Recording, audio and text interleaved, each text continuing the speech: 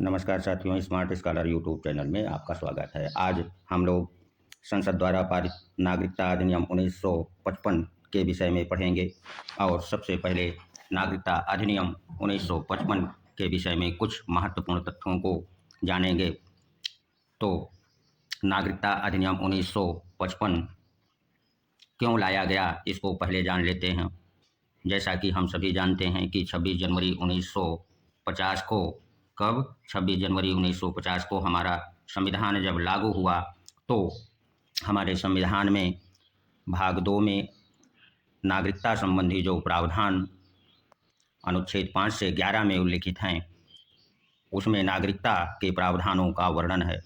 किंतु नागरिकता अधिनियम 1955 इस उद्देश्य से लाया गया कि ऐसे व्यक्ति जो 26 जनवरी 1950 के बाद के होंगे उन्हें कैसे नागरिकता प्रदान की जाएगी, इसका उल्लेख नागरिकता अधिनियम 1955 में किया गया है।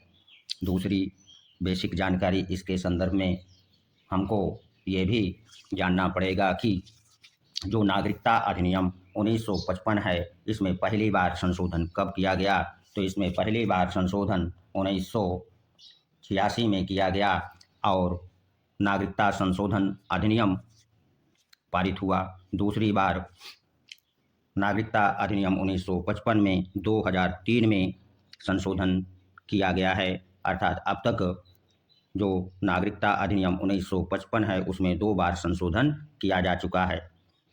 अब हम लोग ये जानेंगे कि जो नागरिकता अधिनियम 1955 है इसमें नागरिकता प्रदान करने के कुल कितने आधार दिए गए हैं, जिनके आधार पर 26 जनवरी के बाद के व्यक्तियों को 26 जनवरी 1950 के बाद के व्यक्तियों को नागरिकता दी जाएगी। वो 5 आधार हैं।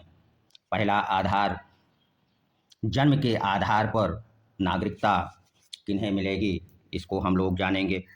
ऐसा व्यक्ति जिसका जन्म भारत में होता है तो वह भारत का नागरिक कैसे होगा, उसके लिए ये कह दिया गया कि ऐसा व्यक्ति जो संविधान लागू होने अर्थात 26 जनवरी 1950 या इसके बाद तथा 1 जुलाई 1987 के पूर्व यदि पैदा होता है तो वह भारत का नागरिक होगा।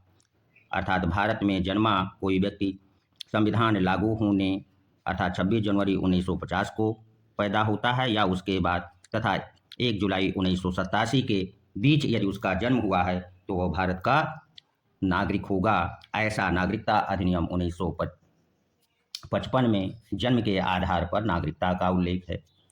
जन्म के आधार पर दूसरी बात ये कह दी गई कि ऐसा व्यक्ति जिसका जन्म 1 जुलाई 1987 को होता है या उसके बाद होता है तथा नागरिकता संशोधन अधिनियम 2003 के पूर्व यदि पैदा होता है तो उसके माता पिता में से उसके जन्म के समय यदि कोई भारत का नागरिक है तो उसे नागरिकता प्रदान कर दी जाएगी।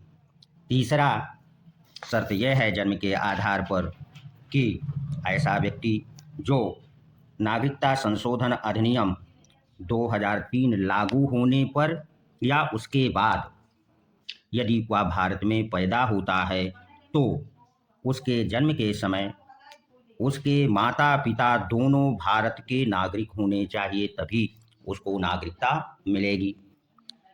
अथवा माता पिता में से कोई एक भारत का नागरिक हो और दूसरा व्यक्ति उसके जन्म के समय अवैध प्रवासी यदि नहीं है तो ऐसे व्यक्तियों के बच्चे को भारत की नागरिकता प्रदान कर दी जाएगी। किंतु ऐसे व्यक्तियों को जन्म के आधार पर नागरिकता नहीं प्रदान की जाएगी। उसे भी आप लोग जान लीजिए। भारत में जन्मे विदेशी कर्मचारियों अर्थात राजनयिक जो होते हैं उनके बच्चों को नागरिकता जन्म के आधार पर नहीं मिलेगी। दूसरा, ऐसे व्यक्ति जो विदेशी शत्रु देश के नागरिक हैं और उनके बच्चे का जन्म यदि भारत में 26 जनवरी 1950 के बाद हुआ है तो नागरिकता नहीं मिलेगी। और इसमें आगे ये कह दिया गया कि ऐसा व्यक्ति जो भारत के ऐसे राज्य क्षेत्र में पैदा होता है जो कि वर्तमान में शत्रु देश के अधीन है, तो वह भी नागरिक नहीं होगा जन्म के आधार पर। अब हम नागरिकता अधिनियम 1955 के दूसरे आधार को भी जान लें, जिसके आधार पर नागरिकता प्रदान की गई है। टाइप में थोड़ा सा मिस्टेक हो जाने के कारण दूसरा आधार यहाँ टाइप नहीं हुआ है। चलिए हम आपको बता देते हैं, दूसरा आधार वंशानुगत आधार पर किन लोगों को नागरिकता मिलेगी उसको जान लेते हैं। तो वंशानुगत आधार पर ऐसे व्यक्तियों को नागरिकता मिलेगी जिनका जन्म 26 जनवरी 1950 तथा 10 दिसंबर 1992 के बीच भारत देश के बाहर हुआ है। कहाँ हुआ है? 26 जनवरी 1950 हुआ, 10 दिसंबर 1992 के बीच देश के बाहर अगर वह पैदा होता है, किंतु उसके जन्म के समय उसका पिता भारत का यदि नागरिक है, तो वंशानुगत आधार पर ऐसे व्यक्ति को नागरिकता दे दी जाएगी। अब यहाँ प्रश्न उठता है कि यदि ऐसा व्यक्ति जो 10 दिसंबर 1992 के बाद भारत के बाहर पैदा होता है, तो उसे नागरिकता कैसे मिलेगी? तो 10 दिसंबर 1992 के बाद वंशानुगत आधार पर व्यक्ति को नागरिकता तभी मिलेगी जब उसके माता या पिता में से कोई एक भारत का नागरिक हो, जब वह व्यक्ति पैदा होता है। तो ये था वंशानुगत आधार पर नागरिकता प्रदान करने का जो नागरिकता अधिनियम 1955 में उल्लेख है। अब हम नागरिकता अधिनियम के तीसरे आधार को जान लें कि नागरिकता अधिनियम 1955 में जो पंजीकरण द्वारा नागरिकता प्रदान की जाएगी उसमें क्या लिखा है? ऐसा व्यक्ति जो भारत का नागरिक नहीं है किंतु भारत में पैदा हुआ था और किसी अन्य देश में वह रह रहा है, तो 7 वर्ष भारत में रहने के पश्चात वह यदि भारतीय नागरिकता का आवेदन करता है, और साथ ही इसमें एक शर्त और लगा दी गई कि जो 22 भाषाएं उल्लिखित हैं संविधान में, उसमें से कम उसे एक भाषा का ज्ञान हो तो उसे नागरिकता दी जाएगी। अथवा ऐसा व्यक्ति ऐसी कोई विदेशी महिला जो किसी भारतीय पुरुष से यदि विवाह कर लेती है, तो उसे भारत की नागरिकता मिल जाएगी। वो भी कैसे? पंजीकरण के द्वारा उसे नागरिकता प्रदान कर दी जाएगी। ये तो था तीसरा आधार जो पंजीकरण के द्वारा नागरिकता प्रदान की गई है भारत नागरिकता अधिनियम 1955 में। अब चौथा आधार क्या है उसको समझते हैं। चौथे आधार में नागरिकता अधिनियम 1955 में देशीकरण द्वारा नागरिकता प्रदान की गई है।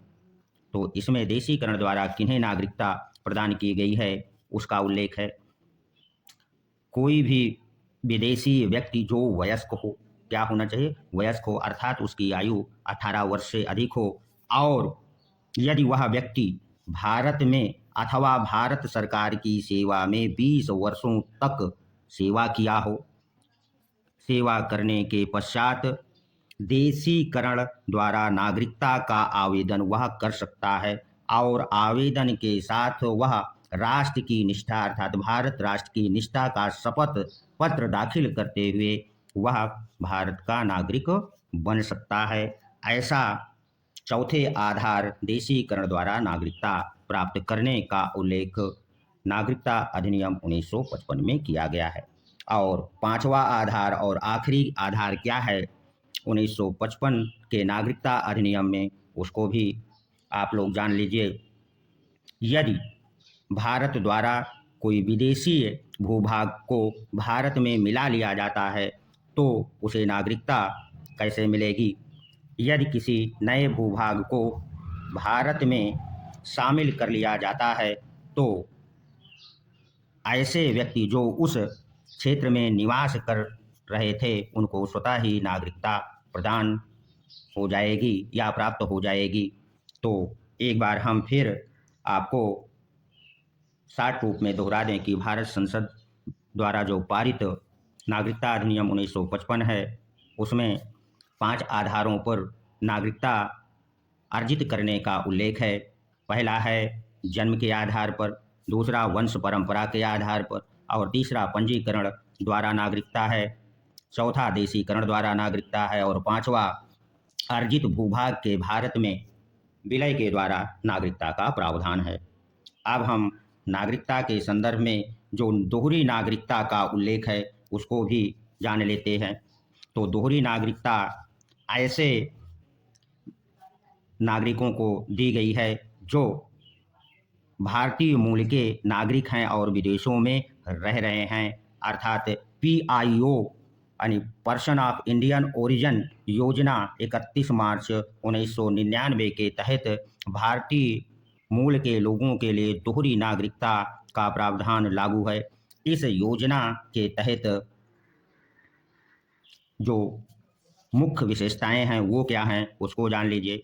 कोई भी अप्रवासीय भारतीय NRI को भारत से मिलने वाली सभी आर्थिक वृत्ति व शैक्षिक अन्य सुविधाएं प्राप्त होगी यदि वह PIO कार्ड धारक है, अर्थात person of Indian origin card धारक है, तो ये सुविधाएं मिलेंगी।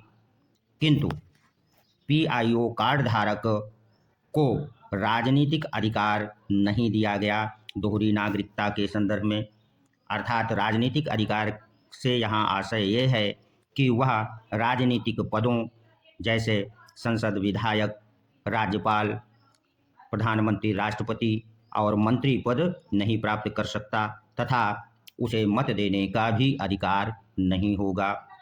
यदि यह वीडियो अच्छा लगा है तो सब्सक्राइब अवश्य कर दीजिए और उसे लाइक भी कर दीजिए ताकि अगला वीडियो आपको मिलता रहे। धन्यवाद, मिलते हैं अगले वीडियो में।